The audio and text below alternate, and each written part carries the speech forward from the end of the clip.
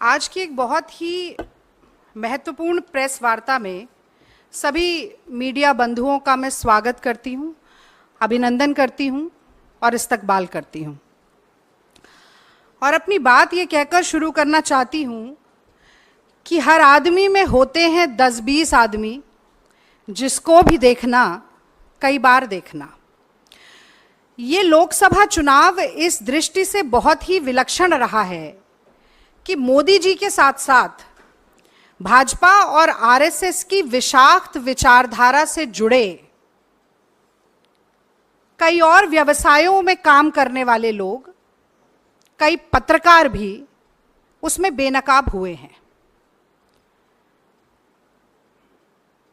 मुझे लगता है कि आज की प्रेस वार्ता इसलिए भी महत्वपूर्ण है क्योंकि एक पत्रकार की बेटी होने के नाते बचपन से मैं ये सुनती आई हूं कि खींचो न कमानों को न तलवार निकालो, अगर तोप मुखातिब हो तो अखबार निकालो। तो चौथे स्तंभ, जो लोकतंत्र का चौथा स्तंभ है, उसकी निष्पक्षता और निर्भीकता पूरे लोकतंत्र के लिए कितनी महत्वपूर्ण है, ये बचपन से मुझे सिखाया गया। मैंने कई बार टीवी के डिबेट में भी ये कहा कि एक पत्रकार की कलम अगर झुकती है तो सिर्फ लिखने के लिए झुकनी चाहिए, ऐसा मेरे पिताजी हमेशा कहते थे। अब सवाल ये उठता है कि एक बहुत ही सभ्य, मर्यादित, संयमित दिखने वाले वरिष्ठ पत्रकार पत्रकारिता को कितने निचले स्तर तक ले जा सकते हैं, ये कल से वायरल हो रहे एक वीडियो ने दिखा दिया है। मैं तो रजत शर्मा जी से सीधे सीधे आज पूछना चाहती हूं कि जो अपशब्द रजत शर्मा जी ने कहे हैं, वो क्या उनकी आदत है, उनकी फितरत है, कांग्रेस और विपक्ष से उनकी नफरत है, या मोदी जी का चरण वंदन है? और मुझे लगता है कि कल से भारत के सोशल मीडिया प्लेटफॉर्म्स पर लाखों लोग जो अपनी राय, अपनी प्रतिक्रिया एक अभद्र टिप्पणी के ऊपर दे रहे हैं, उन सब के सामने सार्वजनिक रूप से एक स्पष्टीकरण या बयान जरूर आना चाहिए था। मैं थोड़ी सी क्रोनोलॉजी बताना चाहती हूं कि असल में हुआ क्या। पहले हम लोग सोच रहे थे कि वो दोनों वीडियो यहां पर दिखाएं, पर वो आपको मेरी टाइमलाइन पर जरूर मिलेंगे। ये वाकया है 4 जून का, जिस दिन नतीजे लोकसभा चुनाव के सामने आ रहे थे और मैं यहीं एआईसीसी के प्रांगण में बैठकर इंडिया टीवी पर बहस कर रही थी। अब होता ऐसा है कि अगर एंकर और प्रवक्ता साथ में बोल रहे हों, कांग्रेस की बढ़ती हुई टैली को देखकर गर्मजोशी का माहौल हो, शोर शराबा हो और टीवी स्क्रीन सामने ना हो, तो अक्सर बुदबुदाकर या धीरे से अगर कोई बात कही जाती है तो वो सुनाई नहीं दे पाती है। उस दिन मैं नहीं सुन पाई, मेरे सामने टीवी स्क्रीन भी नहीं थी। फिर ये वीडियो अचानक से वायरल होना शुरू हुआ।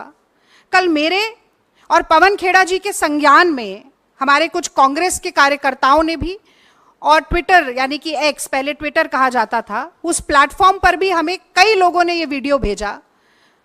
और मैं सच कहती हूं, पहले तो यकीन नहीं हुआ कि रजत शर्मा जैसे व्यक्ति सार्वजनिक तौर पर एक लाइव डिबेट में इतनी भद्दी गाली का प्रयोग कर सकते हैं।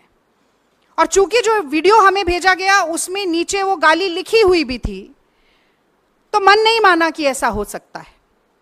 हम इंडिया टीवी के प्लेटफॉर्म पर गए, वहां से जो उन्होंने खुद फुटेज डाली थी उस फुटेज को निकाला, उस फुटेज की उस क्लिप को निकाला जिसमें ये वाकया घटित हो रहा है।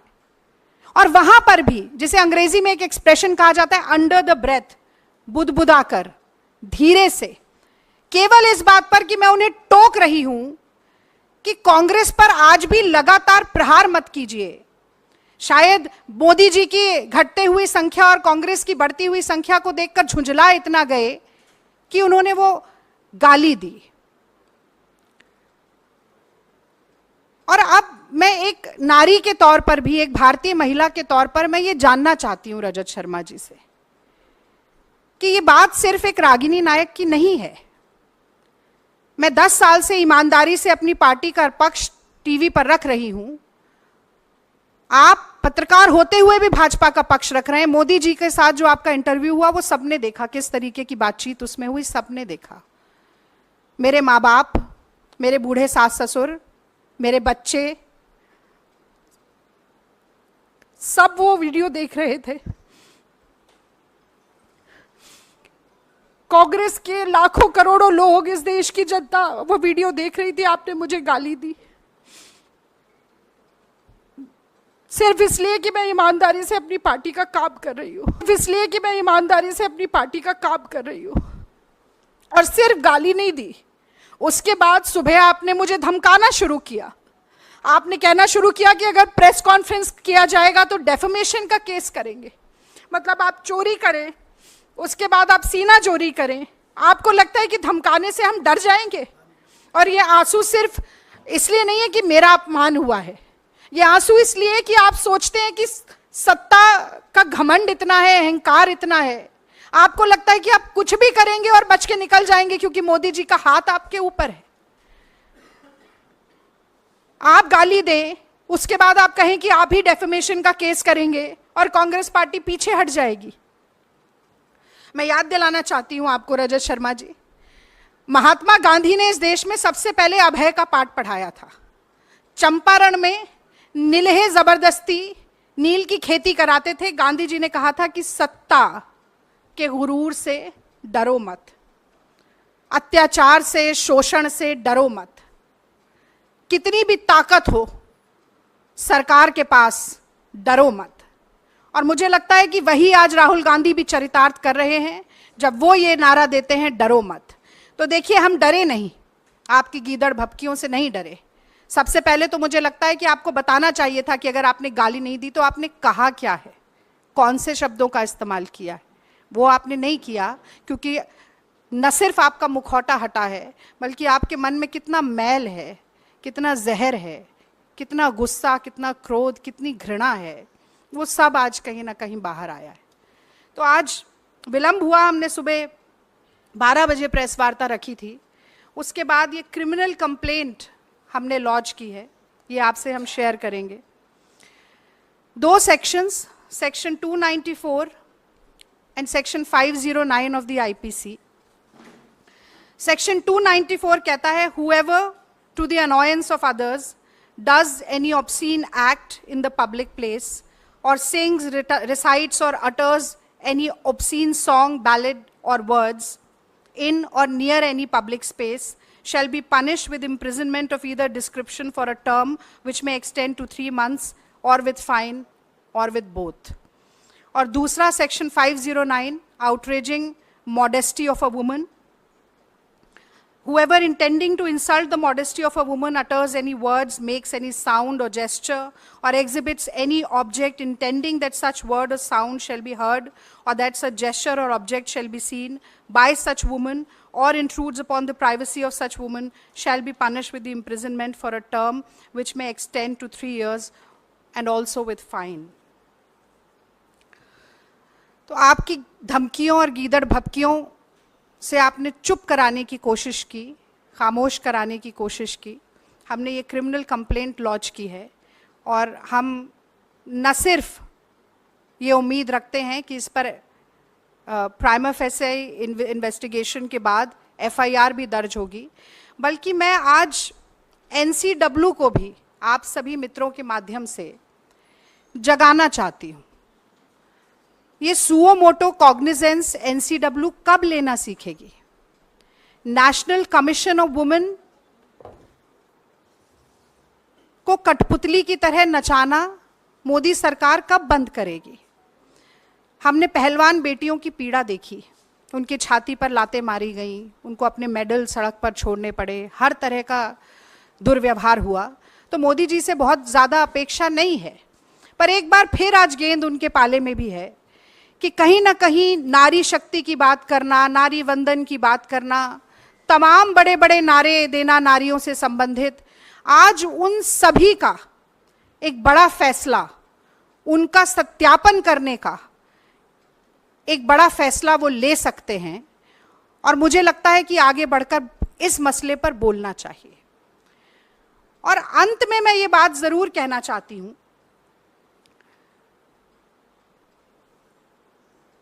कि हमने पिछले 10 साल में देखा, विपक्ष के प्रवक्ताओं की घेराबंदी होती थी, विपक्ष के प्रवक्ताओं को कम समय दिया जाता था टेलीविजन के डिबेट पर, विपक्ष के प्रवक्ताओं को बहुत सी बार म्यूट कर दिया जाता था, भाजपा के प्रवक्ताओं को कवर फायर मिलता था एंकर की तरफ से। लेकिन एक परिकल्पना में जो सबसे बड़ी अतिशोक्ति होती है ना, हम भी जब ये होता था तो हम बैठ के कहते थे कि भाई कुछ भी हो जाए, एक दिन ऐसा नहीं आएगा कि कभी मां बहन की गाली देने की नौबत आन पड़े। और मुझे लगता है कि उस भयावह परिकल्पना को चरितार्थ करने का काम, उसको यथार्थ में बदलने का काम जो रजत शर्मा जी ने किया है, अगर नैतिकता का एक अंश भी उनके मन में होता तो ये मुझे डेफेमेशन की धमकी देने के बजाय सार्वजनिक प्लेटफॉर्म पर, अब वो बहुत सारे एंकर्स से और भाजपा के ट्रोलर से और गाली दिलवा रहे हैं। आप जरा देखिएगा एक बार टाइमलाइन पे जाके, भद्दी से भद्दी गाली, खतरनाक से खतरनाक धमकी मुझे दी जा रही है। तो मुझे अपेक्षा ये थी कि वो आकर ये बात कहते, बताते, स्वीकारते और माफी मांग लेते, खत्म हो जाता कि मेरे मुंह से निकल गया, नहीं बोलना चाहिए था, या कम से कम ये बताते नहीं कहा तो क्या कहा। तो ये जो घमंड है, ये जो धृष्टता है, ये जो अहंकार है, ये जो अहम है कि अगर सत्ता का हाथ मेरे सर पे है, मेरी पीठ पर है, तो मैं कुछ भी कर गुजरूंगा और मेरा कोई कुछ नहीं बिगाड़ सकता, इस घमंड को तोड़ना जरूरी है। इसलिए हम ये लड़ाई लड़ रहे हैं। और मुझे तो बड़ा आश्चर्य होता है, विद्यार्थी परिषद से संबंध रखते हैं रजत शर्मा जी। मुझे लगता है इनकी शायद ये प्रशिक्षण वहीं से शुरू हो गया था। और उसका वो एक अंग्रेजी में कहा जाता है, scratch on the surface and you will see the ugliness beneath. और वही कहीं देखने को मिला है, the perception, the pretence actually slipped. और अंदर के भीतर की कितनी कड़वी सच्चाई है वो एक बार एक झलक में निकल कर आ गई। तो एनसीडब्ल्यू इस बात का संज्ञान ले। प्रधानमंत्री नरेंद्र मोदी अगर इस देश की नारी शक्ति के प्रति लेश मात्र भी श्रद्धा रखते हैं, सम्मान रखते हैं मन में, तो इस बात का संज्ञान ले। और रजत शर्मा जी साफगोई के साथ आकर जो 2 सवाल मैंने पूछे कि आपने क्यों कहा और अगर नहीं कहा तो क्या कहा, ये धमकियां देने के बजाय ये बात आकर बताएं, क्योंकि आपकी अदालत तो बहुत लंबे समय तक करते रहे, आज जनता की अदालत में वो खड़े हैं। और मुझे लगता है कि ये सिर्फ रागिनी नायक का अपमान नहीं है, ये पत्रकारिता पर एक बड़ा लांछन है। आज पत्रकार साथी अगर एकजुट होकर नहीं कहेंगे कि ये गलत है, नहीं होना चाहिए, तो आज एक रागिनी नायक के साथ हुआ है, कल किसी और के साथ होगा। किसी की भी माँ बहन बेटी के साथ अब गाली गलौज की नौबत आ जाएगी। लाइव डिबेट में, लाइव चैनल्स पर ऑन एयर गालियां बकी जाएंगी। और ये सिर्फ मेरी बात नहीं है, कहीं ना कहीं इस देश की सारी महिलाएं आज कह रही हैं, पत्रकार बंधुओं से कह रही हैं कि लाज राखो मेरे घूंघट पट की। और यही बात एक बहुत ही दुख भरे मन के साथ मैं आप लोगों से साझा करना चाहती थी इस प्रेस वार्ता के जरिए। यदि कोई भी सवाल आपके मन में है, आज इसी विषय पर बोलूंगी, तो जरूर मैं जवाब देना चाहती हूँ।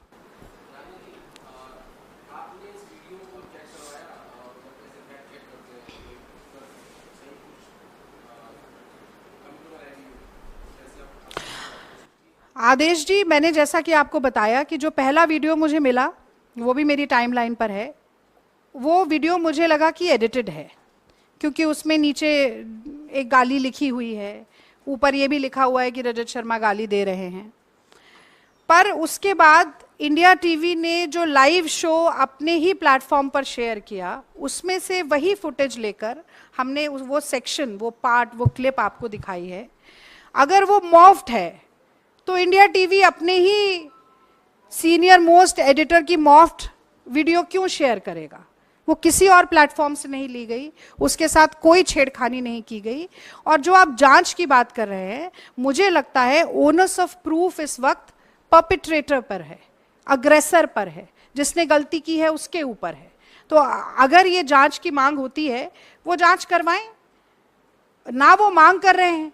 ना हाँ कह रहे हैं ना कह रहे हैं। उन्हें लग रहा था कि एक लीगल धमकी देंगे और सारी बात खत्म हो जाएगी, ऐसा हुआ नहीं। अब ये क्रिमिनल कंप्लेंट भी है, तो ये हम बीच में छोड़ने वाले नहीं हैं, अंत तक इस लड़ाई को लेकर जाएंगे।